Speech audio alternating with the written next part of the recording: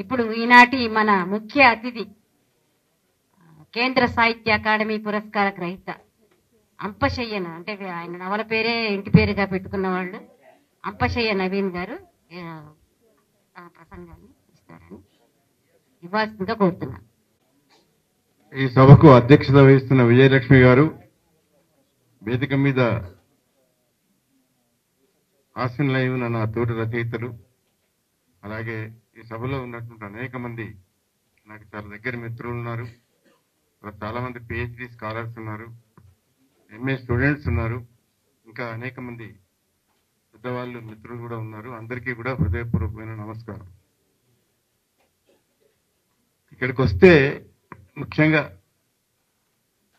Osmania university, ఈ arts college ఇక్కడికి వస్తే నాకు చాలా పూర్వ స్మృతులు బాగా గుర్తొస్తాయి. ఇది అసలు విషయం చెప్పే ముందు ఒక మాట చెప్పాలి. మన కాసిం నేను అడిగాను, ఆయన నాకు ఫోన్ చేసినప్పుడు నేను ఏం మాట్లాడాలి అంటే, ఏదైనా మాట్లాడండి సార్ అన్నాడు. ఆయన స్పెసిఫిక్ గా నాకేం టాపిక్ ఇవ్వలేదు. So that why I'm lucky. ఎందుకంటే స్పెసిఫిక్ గా ఒక టాపిక్ లేదు కాబట్టి నేను ఏదైనా మాట్లాడచ్చు. అట్లా అని ఏదో మాట్లాడి మీరు బోర్ చేస్తా అని అనుకోకండి. నేను ఒక 30 minutes మ్యాక్సిమం ఆ రూపంలో ముగించే ప్రయత్నం చేస్తా. ఒక 30 minutes మాట్లాడడానికి ప్రయత్నం చేస్తా. అయితే అసలు చెప్పొచ్చే విషయం ఏంటంటే, ఈ ఆర్ట్స్ కాలేజ్ బిల్డింగ్ చూస్తే, ఈ ఆర్ట్స్ కాలేజ్ బిల్డింగ్ నా జీవిత గమనాన్ని మార్చివేసింది అని చెప్పడానికి చెప్తున్నా. ఎందుకంటే ఒకసారి నేను బిఏ చదువుతున్న రోజుల్లో, అంటే నేను బిఏ చదవడమే పెద్ద గగనం. ఎందుకంటే మా నాన్నగారు నన్ను 10th ముగించి, చదువు మెట్రికులేషన్తో ముగించి తర్వాత ఏదైనా ఉద్యోగం చేసుకొని నాకేదైనా కొంచెం సహాయం పడరా బాబు అని చెప్పాడు ఆయన. ఆయనకు 10th తర్వాత చదివించే ఉద్దేశం లేదు. అయినా సరే నా అంతటి నేనే ఆర్ట్స్ కాలేజీలో జాయిన్ అయ్యి, అది అక్కడ వరంగల్ ఈ ఆర్ట్స్ కాలేజ్ కాదు, ఆర్ట్స్ అండ్ సైన్స్ కాలేజ్ వరంగల్లో జాయిన్ అయ్యి బిఏ పూర్తి చేసి, ఆ బిఏ పూర్తి చేయడమే అంతటితో అయిపోతుంది నా చదువు. ఆ రోజుల్లో ఒకసారి నేను ఇక్కడికి హైదరాబాద్కి, ఇక్కడ నాకు చాలా ఆత్మీయులైన మిత్రులు ఉండేవాళ్ళు, గంటా రామరెడ్డి అని, బరవర్రావు అని, నరసింహారెడ్డి అని. వీళ్ళు ఒకసారి రా, నువ్వు మా క్యాంపస్ చదువు రా అని నన్ను ఇన్వైట్ చేశారు. ఊరికే క్యాంపస్, నేను బిఏ చదువుతుండగా. అప్పుడు నేను ఇక్కడికి వచ్చాను. వాళ్ళ ఇన్విటేషన్. ఇక్కడ చాలా బాగుంటుంది, వాతావరణం చాలా బాగుంటుంది. ఇక్కడ ఏ హాస్టల్ ముందు చాలా బుండుమల్ల చెట్లు ఉండేవి. ఆ బుండుమల్ల చెట్లు, ఆ బుండుమల్ల పూలని రోడ్డంతా పరిచేవి. ఆ దృశ్యం చాలా అద్భుతంగా ఉంటుంది. ఒకసారి ఈ దృశ్యానికి నీ కళ్ళు తెరుచుకో అని ఒకసారి ఎవరెవరో నాకు ఉత్తరం రాశాడు. అప్పుడు చూడాలి, ఈయన ఇంత బాగా రాస్తున్నాడు, ఇంత కవిత్వం రాస్తున్నాడు, చూడాలని ఇక్కడికి వచ్చాను అనమాట. వస్తే ఆర్ట్స్ కాలేజ్ చూసి ఐ వాజ్ సింప్లీ మెస్మరైజ్డ్. ఇదేంటి, ఒక కాలేజీ బిల్డింగ్ ఇంత బాగుంటుందా, ఇంత అద్భుతంగా ఉంటుందా, ఇంత ఫెంటాస్టిక్. ఎవరో ఏ బ్రహ్మరాక్షసులో ఎవడో పాతర భైరవి సినిమాలో లాగా ఏదో మాయమంత్రం వేసి ఈ బిల్డింగ్ ఇక్కడ తీసుకొచ్చి పడేసాడా అనిపించింది. అంతగా ఇంప్రెస్ అయ్యాను నేను. అప్పుడు ఏం నిర్ణయించుకున్నానంటే, కమ్ వాట్ మే, మా నాన్నగారు చదివించకపోని, ఆయన ₹1 ఇవ్వకపోని, I must study here in arts college అని నిర్ణయించుకున్నా.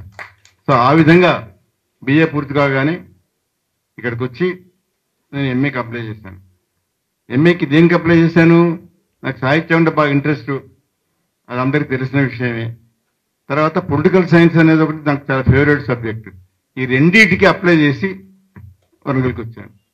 అప్పుడు నా ఫ్రెండ్స్, క్లోజ్ ఫ్రెండ్స్, అదే ఎవరెవరో రామరెడ్డి, వీళ్ళు దేనికి అప్లై చేసి వచ్చావు అని అడిగారు.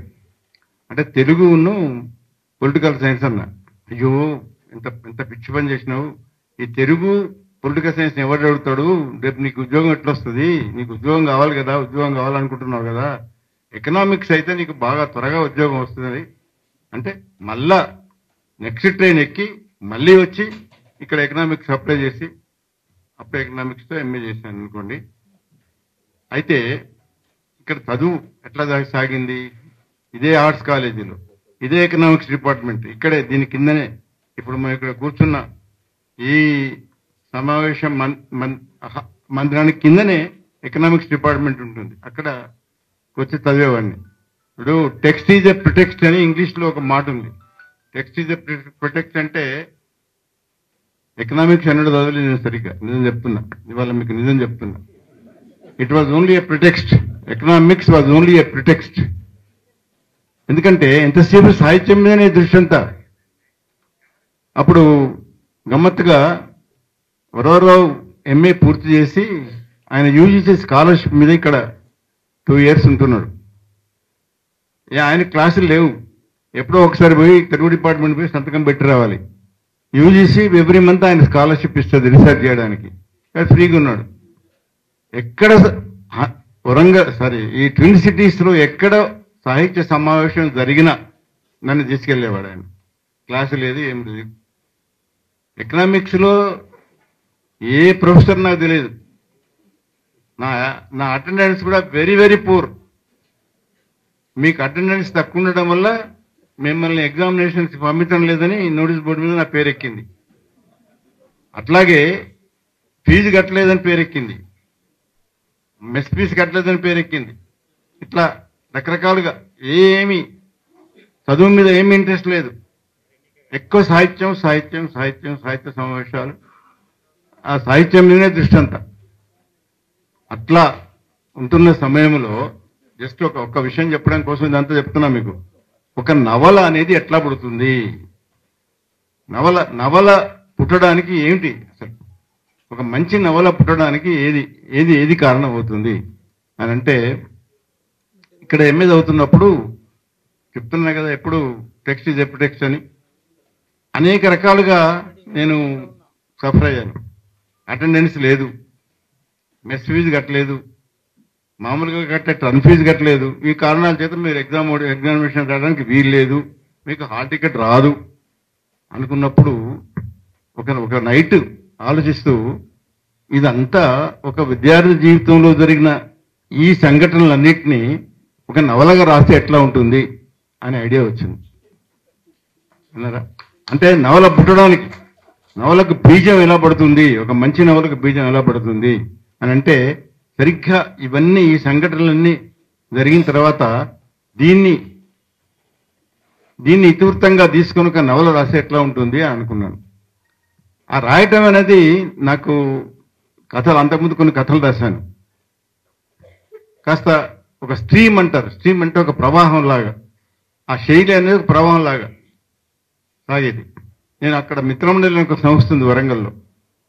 ఆ వరంగల్లో ఉన్న ఈ మిత్రమండలి సమావేశంలో అప్పుడు ఎవ్రీ ఫోర్ట్నైట్ ప్రతి పక్షం రోజులకు ఒకసారి ఒక సమావేశం జరుగుతుండేది. కాలేజీ బ్రదర్స్, పెద్ద కాలేజీ చిన్న కాలేజీ వాళ్ళు ఆధ్వర్యం, వాళ్ళే ఆ సంస్థను ప్రారంభించారు. అక్కడ రచయితలు తమ కవితల్ని, తమ కథల్ని, లేక తమ విమర్శల్ని, తమ నాటకాలు వీటిని వినిపించేవాళ్ళు. వినిపిస్తే ఆ విన్నవాళ్ళు ఆ రచనలో ఉన్న మంచి చెడ్డలు ఏమిటి, అది బాగుందా బాగలేదా, బాగలేకపోతే ఎందుకు బాగలేదు, బాగుంటే ఎందుకు బాగుంది, ఇవన్నీ చర్చించేవాళ్ళం. అప్పుడు నేను ఆ మిత్రమండలి సమావేశంలో ఒక కథ చదివాను. నేను రాసిన మొట్టమొదటి కథ. ఆ కథ విన్న ఒక మిత్రుడే, ఆ మిత్రుడు ఎవరో కాదు, అందరికీ తెలిసిన మిత్రుడే, వరవరావు గారు ఒక మాట వాడాడు. ఫస్ట్ టైం వినడం నేను ఆ మాట. ఏమన్నాడంటే, ఈ కథలో స్ట్రీమ్ ఆఫ్ కాన్షియస్నెస్ లాగా సాగింది ఈ కథ అన్నాడు. What is stream of consciousness తెలియదు నాకు అప్పటిదాకా. అంటే చైతన్య స్రవంతి అని బుచ్చిబాబు గారు దాన్ని తెలుగులో అనువాదం చేస్తాడు అనుకోండి. అయితే ఆయన్నే అడిగాను, ఏంటి చైతన్య స్ట్రీమ్ ఆఫ్ కాన్షియస్నెస్ ఆయన ఇంగ్లీష్ మాట వాడినావు, ఏంటి, వాట్ డస్ ఇట్ మీన్ అని అడిగితే దానికి ఆయన ఏదో చెప్పాడు అనుకోండి. ఆయన కూడా దాని మీద అథారిటీ కాదు, ఆయన కూడా ఏదో యథాలాపంగా అనేశాడు. ఆ తర్వాత ఈ సంఘటనలన్నీ ఒకరోజు జరిగినాయి కదా, ఒకరోజు జరిగినట్టుగానే ఒక నవల రాయాలి. అది ఆ ప్రధాన పాత్ర మైండ్లో వచ్చే ఆలోచనలనే మనం నవల చేయాలి అని ఐడియా వచ్చిందనమాట. సో అట్లా అంపశయన నవల పుట్టింది. ఇంతకుముందు ఈ ఆర్ట్స్ కాలేజీ ముందర నన్ను రిసీవ్ చేసుకున్న 6 స్టూడెంట్స్, వాళ్ళు ఎంఏ చదువుతున్నారంటే అందులో ఒక 2 PhD చేస్తున్నారు. వాళ్ళు నన్ను చూడగానే, సార్ మీ నవల ఇప్పటికి మేము చదువుతున్నాం, మాదే సార్ అది మా సమస్యలే. అంటే ఆ నవల వచ్చి ఇప్పుడు దాదాపు 60 సంవత్సరాలు అవుతున్నది. 60 సంవత్సరాల తర్వాత కూడా ఈనాటి యువతరం అట్లా స్పందిస్తున్నారంటే నిజంగా ఆ నవల్లో ధరిస్తాం లైఫ్ అని నాకు అనిపించింది. అందుకే మొన్న మేము 50 ఏళ్ళ అంపశయ్య అని ఒక పుస్తకం వేశాం. 50 ఏళ్ళ అంపశయ్య అనే పుస్తకం ఒక సావనీయం. దాంట్లో దాదాపు ఒక 60-70 మంది రచయితలు రాశారు. ఎందుకు బాగుంది అనేది, ఎందుకు వాళ్ళల్లో పలికింది. చలంగారు ఎప్పుడు ఒక మాట అనేవాడు, నీ కవిత్వం నా హృదయంలో పలకడం లేదబ్బా అనేవాడు. ఎవరి కవిత్వం ఎవరైనా వెళ్ళి ఆయన కవిత్వం వినిపిస్తే మీ కవిత్వం నా హృదయంలో పలకడం లేదు అనే మాట వాడేవాడు. పలకడం లేదు అనే మాట అంటే పలకడం లేదు అని అంటే నీ హృదయం స్పందించడం లేదు ఆ కవిత్వం విన్నప్పుడు. అలాగే నవల కానీ కథ కానీ ఏదైనా సరే చదివినప్పుడు విన్నప్పుడు నీకు ఒక రకమైన స్పందన కలగాలి. అట్లా ఆ స్పందన కలగడాన్ని మనం పలకడం, నా హృదయంలో పలకడం లేదు అంటాం. సో అట్లా ఆ అంపశయ్య అనే నవల అట్లా పుట్టింది. తర్వాత దానికి ఈక్వల్ గా మళ్ళీ ఇంకో 2 నవలలు రాశాను. అయితే ఇంతకుముందు ప్రతాప్ రెడ్డి తెలంగాణ నుంచి నవలలు రావడం లేదు, ఈ దశాబ్దంలో రావడం లేదు అని కొంత నిరాశ వెలిపించాడు. నేను రాసిన ఒక నవల ఆయన దృష్టికి రాలే పాపం. అయితే ట్రాజెడీ ఏంటంటే నవల విషయంలో ట్రాజెడీ ఏంటంటే చాలా మంది నవలలు చదవరు అసలు. ఎందుకంటే నవలలు చదివే సాంప్రదాయం మనకు లేదు. బేసికలీ మనది కవిత్వం చాలా కాలం నుంచి కవిత్వం చాలా పాత నవల కొత్తది మనం ఉండదు. అందువల్ల ఏ నవలని కూడా చదివినా కూడా ఏదో అట్లా చదవడం తప్పలేదు. నేను గ్లోబలైజేషన్ మీద వచ్చిన మొట్టమొదటి నవల నేను రాసిన నవల అదేంటంటే ఏ వెలుగులకి ప్రస్థానం నాకు నవల పేరు. అది ఆయన దృష్టికి రాలేదు బహుశా. గ్లోబలైజేషన్ మీద వచ్చిన మొట్టమొదటి నవల ఏ వెలుగులకి ప్రస్థానం అనేది. అట్లాగే ఇంకా ఇప్పుడు ఎమర్జెన్సీ మీద ఎవరైనా నవలలు రాస్తారా తెలుగులో? చీకటి రోజుల్లో నేను రాస్తాను. చీకటి రోజుల్లో ఒక అమాయకుని తీసుకెళ్ళి ఒక పోలీస్ క్యాంపులో పెట్టి నానా హింసలు పెడతారు వాడిని. అది దాంట్లో థీమ్. తెలుగులో వచ్చిన మొట్టమొదటి ఎమర్జెన్సీ వచ్చిన మొట్టమొదటి నవల అన్నారు. సరే, ఆ విషయం అట్లా ఉండేవండి. అసలు యాక్చువల్గా నేను మాట్లాడదాం అనుకున్న సబ్జెక్ట్ ఏంటంటే ఇవాళ వై ది నావెల్ మ్యాటర్స్ అంటే నవల ఎందుకు.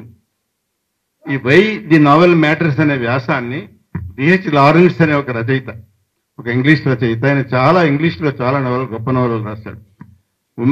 ఉమెన్ ఇన్ లవ్ అనే అదొకటి, సన్స్ అండ్ లవర్స్ అనేది ఒకటి, ఇవన్నీ చాలా చాలా డిస్కస్ చేశారు ఈ నవలలు. ఆయన ఒక వ్యాసం, ఆ వ్యాసానికి టైటిల్ ఏంటంటే వై ది నావెల్ మ్యాటర్స్ అంటే నవల ఎందుకు ముఖ్యమైంది, నవల ఎందుకు ప్రధానమైంది అనేది. అక్కడ ఆ వ్యాసంలో ఆయన ఏమంటాడంటే, ఆయన అన్న ఒక మాట నాకు బాగా నచ్చింది. ఆయన ఏమంటాడంటే, ఆ కొటేషన్ నాకు పూర్తిగా జ్ఞాపకం లేదు కానీ కొంత జ్ఞాపకం ఉంది, మిగతా నేను చెప్తాను. ఆయన ఏమంటాడంటే, on being a novelist I consider myself superior to a poet, to A Saint, to a philosopher and A scientist. అంటే నేను నవలాకారుణ్ణి కాబట్టి నేను ఒక యోగి కంటే, అంటే ఒక సైంట్ కంటే, ఒక ఫిలాసఫర్ కంటే, ఒక సైంటిస్ట్ కంటే, ఒక కవి కంటే, వీళ్ళందరికంటే కూడా నేను గొప్పవాడిని అన్నాడు ఆయన. గొప్పవాడిని అనుకుంటాను. I consider myself superior to a poet, to a scientist, to a philosopher and a saint. ఎందుకు అనుకుంటావు అట్లా అంటే ఆయన ఏమన్నాడు, వీళ్ళంతా కూడా గొప్పవాళ్ళే. పోయట్ గొప్పవాడే, సైంటిస్ట్ గొప్పవాడే, ఫిలాసఫర్ గొప్పవాడే, సెయింట్ గొప్పవాడే. కానీ జీవితంలోని ఒకానొక పార్శ్యాన్ని మాత్రమే వాళ్ళు సృష్టించారు. కానీ నవలాకారుడు జీవితాన్ని అన్ని కోణాల నుంచి చూస్తాడు, అన్ని కోణాలను చిత్రిస్తాడు. నవలాకారుడి దృష్టి నుంచి తప్పించుకునే అంశం అంటూ ఏది లేదు. Because of this reason I consider my self being a novelist superior to all of these people. అంటే నవల అనేది అంత విశాలమైంది. నవల పరిధి చాలా పెద్దది. ఎంత పెద్దదంటే మీరు ఎవరైనా చదివారో లేదో, వార్ అండ్ పీస్ లాంటి నవల 1100 పేజీలు నేను చదివానండి. ఆ నవలని రెండోసారి చదవాలన్న కోరిక కూడా నాకు ఉంది. అంత గొప్ప నవల. అట్లాంటి ఇంకా చాలా ఉన్నాయి. క్రైమ్ అండ్ పనిష్మెంట్ డోస్టోయెవ్స్కీ, అన్నా కరీనినా, అది టాల్స్టాయ్దే. ఇట్లా ఒక ఆయన ఏమన్నాడంటే టిఎస్ ఎలియట్ అని గొప్ప కవి, ఆయన ఏమన్నాడంటే 1925 ప్రాంతంలో అన్న మాట, ఈ మాట ఏమన్నాడంటే, నవల ఇంకా బతకదు అన్నాడు.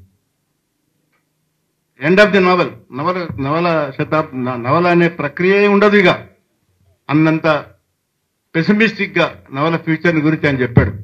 ఎందుకన్నాడు అన్నమాట అంటే, ఆయన ఏం చెప్పాడు, దానికి కారణం ఏం చెప్పాడంటే, గొప్ప నవలలు 19th సెంచరీలో వచ్చాయి. వారన్ పీస్ట్ కానీ, లేక అన్నా కెరీనా కానీ, క్రైమ్ అండ్ పనిష్మెంట్ కానీ, బ్రదర్స్ కర్మజోవ్ కానీ, జాన్ క్రిస్టఫీ కానీ, ఏ టేల్ ఆఫ్ టూ సిటీస్ కానీ, డేవిడ్ కాపర్ఫీల్డ్ కానీ, ఇవన్నీ కూడా ఈ గొప్ప నవలన్నీ కూడా 19th సెంచరీలోనే వచ్చాయి. 19th సెంచరీ తర్వాత 20th సెంచరీలో అంత గొప్ప నవల అంత ముఖ్యంగా వార్ అండ్ పీస్ అంత పరిధి, అంత విశాలమైన పరిధి ఉన్న నవల రాలేదు. కాబట్టి నవల వద్దు. కానీ ఈ ప్రూవ్ టు బి రాంగ్, అది చాలా అబ్సల్యూట్లీ రాంగ్ స్టేట్మెంట్. ఎందుకంటే ఆ తర్వాత కూడా చాలా నవలలు వచ్చాయి. నవల బతికింది, ఆయన పోతుందన్నాడు కానీ బతికింది. ఎందుకు బతికిందంటే, ఇప్పుడు నేను చెప్పిన రీజన్, ఒక మంచి నవల చదువుతున్నప్పుడు కలిగే అనుభూతి, మంచి నవల అంటున్నా ఇక్కడ నేను, ఒక మంచి నవల చదువుతున్నప్పుడు కలిగే అనుభూతి మీకు దేని వల్ల కూడా కలగదు.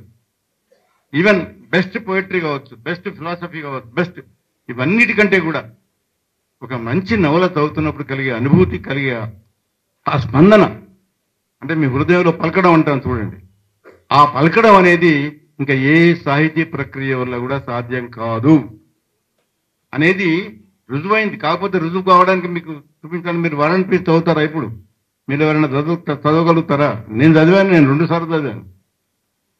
క్రైమ్ అండ్ పనిష్మెంట్ చదువుతారా? ఎవడైనా తప్పు చేస్తే, ఎవడైనా ఒక హత్య చేశాడు అనుకోండి, హత్య చేస్తే వాడిని ఎవడు ఏ పోలీసు వాడు శిక్షించాల్సిన అవసరం లేదు, నీలో ఉన్న నీ అంతరాత్మ నిన్ను శిక్షిస్తుంది అనే థీమ్ క్రైమ్ అండ్ పనిష్మెంట్ నవల్లో. ఈ థీమ్ మీద ఆయన ఒక 800 పేజీల నవల రాశాడు. అంటే క్రైమ్ నువ్వు చేసిన తర్వాత పనిష్మెంట్ ఎవరిస్తారు? నీకు నువ్వే ఇచ్చుకుంటావు, నీలో ఉన్న ఆత్మ నుండి శిక్షిస్తుంది అనే థీమ్తో రాశాడు ఆయన. అలాగే బ్రదర్స్ కర్మజోవ్ అని మరో నవల. అంటే ఇంత గొప్ప నవలలు ఇవన్నీ చదవడం వల్ల నీ సంస్కారం పెరుగుతుంది. మనిషిని సంస్కరించే సాధనం, అంటే మనిషిని సంస్కరించే సాధనం ఎందుకంటున్నానంటే, మనిషి సంస్కారవంతుడు కావాలంటే అది ఒక్క రోజులో జరిగేది కాదు. మనిషి పుట్టడమే సంస్కారవంతుడిగా పుట్టడు. మనిషి సంస్కారవంతుడుగా కావాలంటే చాలా టైం పడుతుంది. తనతో తను పోరాటం చేసుకోవాలి.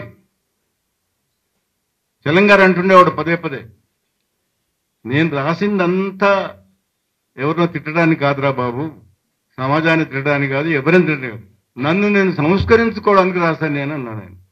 ఆయన రాసిన నవలలు, ఆయన రాసిన మ్యూజిక్స్, ఆయన రాసిన లవ్ లెటర్స్, ఆయన రాసిన అనేక నాటకాలు, ఇవన్నీ కూడా నన్ను నేను తెలుసుకోవడానికి, నన్ను నేను సంస్కరించుకోవడానికి. సాహిత్యానికి ఆ శక్తి ఉందండి, whether you believe it or not. మనిషిని సంస్కరించే ఒక సాధనం. మనం మంచి వాళ్ళం కావాలి, మన పుట్టినతోనే మంచి వాళ్ళం కాదు.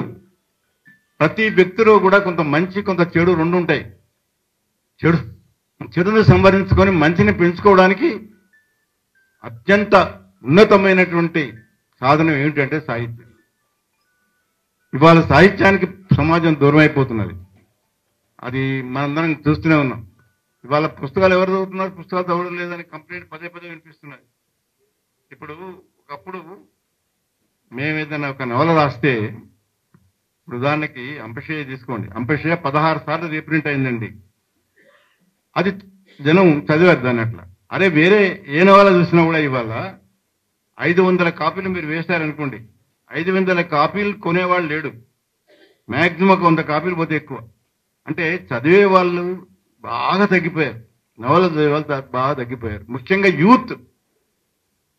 యువతరం బాగా అసలు నవల పట్ల వాళ్ళకి ఎలాంటి ఇంట్రెస్ట్ లేదు. కాకపోతే ఇంగ్లీష్ మీడియంలో చదువుకున్న వాళ్ళు కొన్ని ఇంగ్లీష్ నవలలు చదవడానికి, అవి కూడా ఏదో క్రైమ్ నావెల్స్, సెక్స్ నావెల్స్, ఆ టైప్ ఆఫ్ అవి ఎక్కువ చదువుతున్నారు. అంటే మంచి నవల జోలికి పోతలేరు. అది ఇప్పుడు ఇవాళ జరుగుతున్న ఒక ముఖ్యమైనటువంటి పరిణామం. సాహిత్యానికి సమాజం ఇవాళ దూరం అయిపోతున్నది. ఇవాళ నాకు అంటే మీరు నాతో ఏకీభవిస్తారో లేదో నేను చెప్పలేను.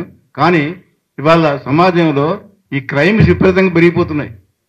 ఎక్కడ చూసినా హత్యలు, భార్య భర్తను చంపడం, భర్త భార్యను చంపడం, ఏదో ప్రియుడిని అడ్డం పెట్టుకొని భర్త అడ్డం వస్తున్నాడని భర్తను భార్య చంపేయడం, పిల్లల్ని చంపడం, ఇవన్నీ జరుగుతున్నాయి. ఇంత ఘోరం అంటే ప్రతిరోజు మీరు పేపర్ చూసినా టీవీ చూసినా ఇవే వార్తలు. ఎందుకు జరుగుతుంది? సమాజం ఇంత పతనమైపోతున్నది ఏంటి? ఎందుకు అంటే నాకు కనిపించే ఒక కారణం, there may be many reasons, thousands of reasons. సాహిత్యానికి దూరం అయిపోవడం. ఇవాళ టీవీలు చూస్తున్నారు ఎక్కువ. పుస్తకాలు చదివే వాళ్ళంతా ఒకప్పుడు నవలలు చదివేవాళ్ళు, గృహిణులు ముఖ్యంగా టీవీలు చూస్తున్నారు. ఇప్పుడు టీవీలలో ఏముంటున్నాయి? ఇవాళ వచ్చే టీవీలలో ఇవే మళ్ళీ హత్యలు, ఒకరి మీద ఒకరికి స్పైయింగ్, అత్త కోడలు పడదు, కోడలకు అత్త పడదు, భార్య భర్త పడదు. ఈ సంఘర్షణ ప్రతి ఇన్సిడెంట్ ఇవే. వీటిని చూస్తున్నాం. మనల్ని సంస్కరించడానికి తోడ్పడే మంచి సాహిత్యానికి మనం దూరం అయిపోతున్నాం. That's what is exactly happening ముఖ్యంగా. అందువల్ల ఇవాళ మీరిక్కడ ఈ సాహిత్య కాంగ్రెస్ పేరుతో చాలా కొత్తగా ఉంది ఈ పేరు. సైన్స్ కాంగ్రెస్ అని, హిస్టరీ కాంగ్రెస్ అని పెడుతుంటారు. అట్లా ఇవాళ మీరు సాహిత్య కాంగ్రెస్ అని పెట్టడం చాలా సంతోషంగా ఉంది. అయితే ఇంకొకటి మీకు చెప్పాలనుకున్నది ఏంటంటే, ఒకప్పుడు కథ రాసేవాళ్ళు కానీ, కవిత్వం రాసేవాళ్ళు కానీ, నవలలు రాసేవాళ్ళు కానీ ఏ సామాజిక వర్గానికి చెందిన వాళ్ళు? మొదట్లో మేము స్టూడెంట్స్గా మేము నవలలు చదువుతున్నప్పుడు, లేక కథలు చదువుతున్నప్పుడు, లేక కవిత్వం చదువుతున్నప్పుడు 90% ఒకే ఒక సామాజిక వర్గం నుంచి వచ్చేవి అవన్నీ కూడా. ఇప్పుడు ఏమైంది? ఒక పెద్ద మార్పు. అది నా దృష్టిలో చాలా ఆరోగ్యకరమైన మార్పే.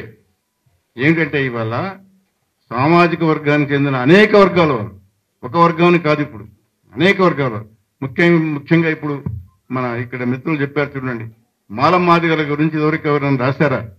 వాళ్ళ సమస్యలు అంటే వాళ్ళ గురించి ఇంకెవరో రాయడం కాదు, వాళ్ళే రాసుకోవడం వల్ల ఒక అడ్వాంటేజ్ ఏంటంటే నిజంగా వాళ్ళ సమస్యల్ని వాళ్ళు చాలా లోతుగా వాళ్ళు చూపించగలరు. అదే that's what is happening now. That's a very good change. ఇవాళ నవలల్లో కూడా చాలా నవలలు అట్లా వస్తున్నాయి. మేము ప్రతి సంవత్సరం ఒక నవలల పోటీ అని పెడతాం. ఆ నవలల పోటీకి ప్రతి సంవత్సరం దాదాపు ఒక 10-15 ఒక్కొక్కసారి 20 నవలల వరకు వస్తాయి. దాంట్లో ఇవాళ మేము దాదాపు ఒక 12 సంవత్సరాల నుంచి ఇస్తున్నాం ప్రైజులు.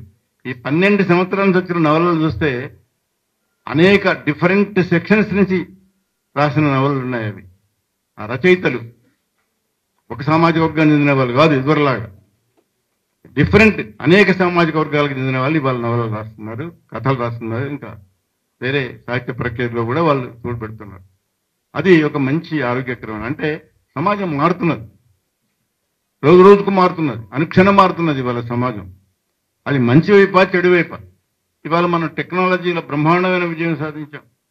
ఇవాళ ఇదివరకు ఎవ్వరు అడుగుపెట్టని మూన్కు, అంటే చంద్రునికి అదర్ సైడ్ మన వాహక నౌకను దింపాం. ఇంకా ఎన్నో రకాలుగా రోబోస్తో ఇవాళ ఆపరేషన్లు చేపిస్తున్నాం. బ్రహ్మాండమైన టెక్నాలజీ ఇంప్రూవ్ అయింది.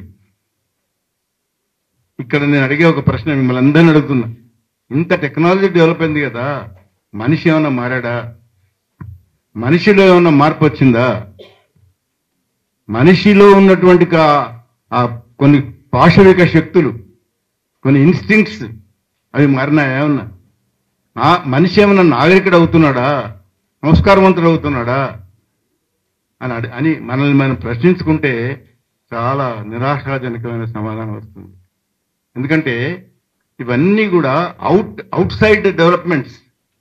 మనిషి ఇన్నర్ వాడి లోపలే జరుగుతున్నది. ఇప్పుడు సిగ్మండ్ ఫ్రాయిడ్ లాంటి పెద్ద పెద్ద మానసిక శాస్త్రజ్ఞులు ఏం చెప్పారు? మనిషి బయట నుంచి కనిపించేవాడు నిజమైన మనిషి కాదు. మనందరం కూడా నిజమైన మనుషులు ఎప్పుడవుతామంటే మన లోపల ఉన్న మనిషిని కనుక సంస్కారవంతుని చేసుకోగలిగితే ఆ లోపలున్న మనిషి కూడా చాలా ఇలాంటి ఈ దుష్ట శక్తుల నుంచి తను రక్షించుకున్నట్టయితే అప్పుడు నిజమైనటువంటి మార్పు. కాబట్టి మనిషి మారాలి అంటే ఒక పైకి పైనే కాదు, లోపల లోపల తనను తాను పరీక్షించుకోవాలి, తనను తాను సంస్కరించుకోవాలి, తనను తాను వేరేవాడు అబ్జర్వ్ చేసినట్టుగా, వేరేవాడు తనను అనలైజ్ చేసినట్టుగా చూసుకోవాలి. ఒక చిన్న ఇది చెప్తా మీకు, ఒక చిన్న ఇన్సిడెంట్ చెప్తా, ఇంకో 10 నిమిషాలు మాట్లాడవచ్చు కదా నేను. ఏంటంటే నేను మాకు సాహిత్య అకాడమీ అవార్డు వచ్చినప్పుడు ఢిల్లీకి పిలుస్తారు. ఢిల్లీకి పిలిచి సాహిత్య అకాడమీ అవార్డు ప్రజెంట్ చేసిన తర్వాత నెక్స్ట్ డే ఏం చేస్తారంటే ప్రతి రచయితను కూడా వాని ఎక్స్పీరియన్స్ చెప్పంటారు. ఈజ్ క్రియేటివ్ ఎక్స్పీరియన్స్ చెప్పంటారు. క్రియేటివ్ ఎక్స్పీరియన్స్ 10 నిమిషాలు టైం ఇస్తారు. అది రాసుకురావాలి, సాధారణంగా ఇంగ్లీష్లో కానీ హిందీలో కానీ రాసుకురావాలి. నేను నా చిన్న ఎనెక్డోట్ లాంటివి చెప్తా. నేను ఆ రోజు పేపర్ చదివాను, 10 నిమిషాలు చదివాను. చదివి నా క్రియేటివ్ ఎక్స్పీరియన్స్ ఏంటి అంటే నన్ను నేను థర్డ్ పర్సన్ పరిశీలించినట్టుగా, అంటే వేరేవాడు నన్ను అనలైజ్ చేసినట్టుగా పరిశీలించినట్టుగా భావించుకొని నేను రచనలు చేశాను అని చెప్పాను. ఆ మాట సభలో ఉన్న ఒక ఆమెకు ఎంత నచ్చిందంటే, ఆమె ఇక్కడ నాగాల్యాండ్ ఏదో స్టేట్కి చెందిన ఆమె పరిగెత్తుకొని వచ్చి సభ ముగిసిన తర్వాత వచ్చి గట్టిగా నన్ను ముద్దు పెట్టుకోవడానికి ప్రయత్నం చేసింది. అయితే ముద్దు పెట్టుకోవడానికి ప్రయత్నం చేస్తే కొంచెం ఆగింది. ఎందుకు ఆగిందంటే పక్కనే నా భార్య ఉంది. ఆమెను చూసి ఆగిపోయింది పాపం. అరే ఏంటమ్మా ఇంత ఎక్సైట్ అయ్యావు ఏమిటి అని అడిగితే, నన్ను నేను ఇంకొకరు అనలైజ్ చేసినట్టుగా చేసుకుంటాను అని మీరు చెప్పారే, చాలా గొప్ప మాట సార్ అది అని. అంటే మనల్ని మనం అట్లా పరిశీలించుకోవాలి.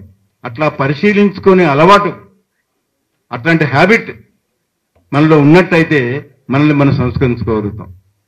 కాబట్టి ఇప్పుడు ఒక్కోసారి చాలా చెడు ఆలోచనలు వస్తాయి మనకు, ఎంత సంస్కారవంతులమైనా సరే. ఆ చెడు ఆలోచన నుంచి మనకు పూర్తిగా విముక్తి కలగాలి అంటే మనల్ని మనం అనుక్షణం పరిశీలించుకుంటూ ఉండాలి. అది మంచి సాహిత్య లక్షణం. కాబట్టి ఇవాళ నవలా సాహిత్యం చేసే పని కూడా అదే. నవలా సాహిత్యం చేసే ముఖ్యమైన పని కూడా అదే. మనల్ని సంస్కరించుకోవడం తోడ్పడుతుంది. ఒక మంచి నవల చదివినప్పుడు, ఉదాహరణకి క్రైమ్ అండ్ పనిష్మెంట్ నవల చదివి నేను చాలా మారాను. తెలంగాణ నవలలు చదివి నేను చాలా మారాను. బుచ్చిబాబు గారి నవలలు చదివి నేను చాలా మారాను.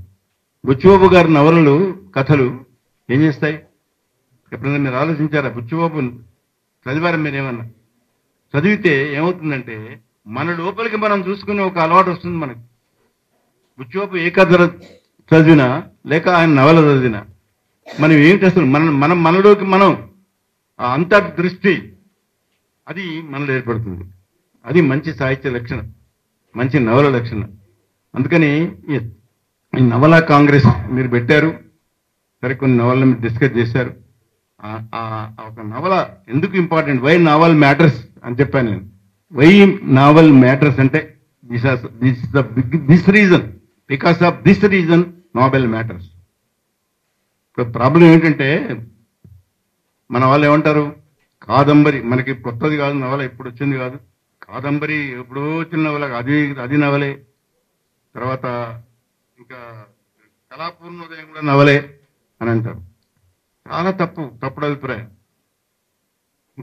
ఇంకొక మాట మీకు ఏం చెప్పాలంటే, మన కాసుల ప్రతాప్ రెడ్డి ఒప్పుకోడో ఏంటంటే, నవల అంటే సమకాలీన జీవితాన్ని ఒక కల్పనాత్మక కథగా చెప్పే ఒక వచన ప్రక్రియ. That is the definition of a novel. అక్కడ సమకాలీన జీవితం అనేది చాలా ఇంపార్టెంట్ మాట. అది ఎప్పుడో జరిగింది. ఇప్పుడు చారిత్రక నవలల్ని, పౌరాణిక నవలల్ని నవలని భావించనండి. I don't accept them as novels, because అవి సమకాలీన జీవితాన్ని ప్రతిబింబించవు. ఇప్పుడు నేను తెలంగాణలో వచ్చిన మొట్టమొదటి నవల ప్రజల మనిషి అని అన్నాను 1-2 సార్లు. అంటే అది ప్రతాప్ రెడ్డికి నచ్చలేదు. ఎందుకు నచ్చలేదు అంటే, అంతకన్నా ముందే వచ్చినాయి నవలలు. ఆ నవల పేర్లు వింటేనే చాలా భయం వేస్తుంది మనకు. అది ప్రజల మనిషి కంటే ముందు వచ్చిన నవలలు. చారిత్రక నవలలు, పౌరాణిక నవలది ఇంకా ఘోరం. ఎప్పుడో రామాయణ కథనో లేకపోతే ఇంకేదో అప్పుడు వచ్చిన మహాభారతం కథనో తీసుకుని నవలగా రాస్తే అది నవల అవుతుందా?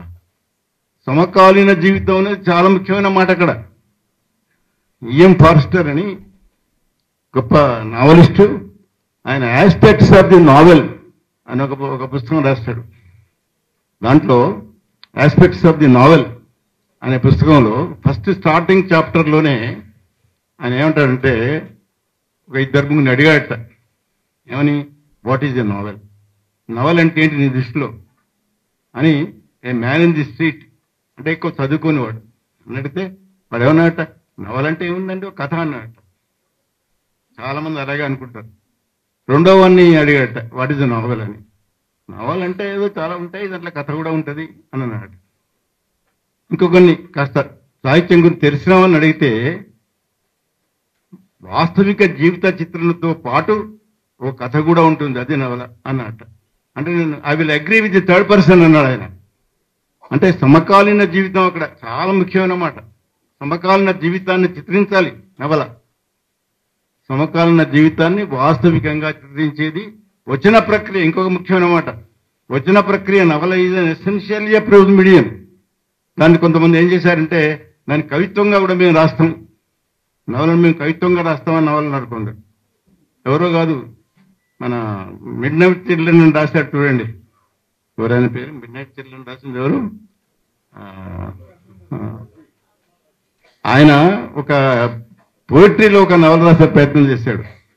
పోయిటరీలో రాసిన నవల ఆయన చెప్పాడు ఇట్స్ ఎ ఫెయిల్యూర్ అన్నాడు. Because novel is essentially is a prose medium. అది వచన ప్రక్రియ. అందుకని ఎప్పుడో వచ్చిన కాదంబరి లేకపోతే ఇంకేదో ఇవన్నీ కూడా నవళ్ళు అవుతాయా? ఎప్పుడో ఎవడో ఎక్కడో చక్రవర్తి ఉన్నాడు, ఆ చక్రవర్తికి ఇద్దరు కొడుకులు, వాళ్ళు వేటకు వెళ్ళారు అని ఇట్లా రాస్తే నవల అవుతుందా? సమకాలీన జీవితం అనేది నవలకు ప్రాణం. సమకాలీన జీవితం వల్ల యథార్థ సమకాలీన జీవితాన్ని ఒక కల్పనాత్మక కథగా చెప్పడం నవల లక్షణం. అందుకని అట్లా తెలంగాణలో నా దృష్టిలో నాకు తెలిసింది ప్రజల మనిషి కావచ్చు, అంతకుముందు ఉండొచ్చు. నన్నయ్యకి ముందు కూడా చాలా కవిత్వం ఉంది అంటారు. ఆయన ఆది కవి అని పేరు వచ్చింది అని. సరే, ఇవన్నీ ఆలోచించాల్సిన విషయాలు. I'm living them to your thinking. So anyway, ఇవాళ ఈ నవల గురించి ఇంత మంచి సమావేశం ఏర్పాటు చేసిన మన తెలుగు డిపార్ట్మెంట్, ముఖ్యంగా మన కాసిం గారికి, ఆయన టీంకి, వీళ్ళందరికీ కూడా చాలా కృతజ్ఞతలు, ధన్యవాదాలు చెబుతూ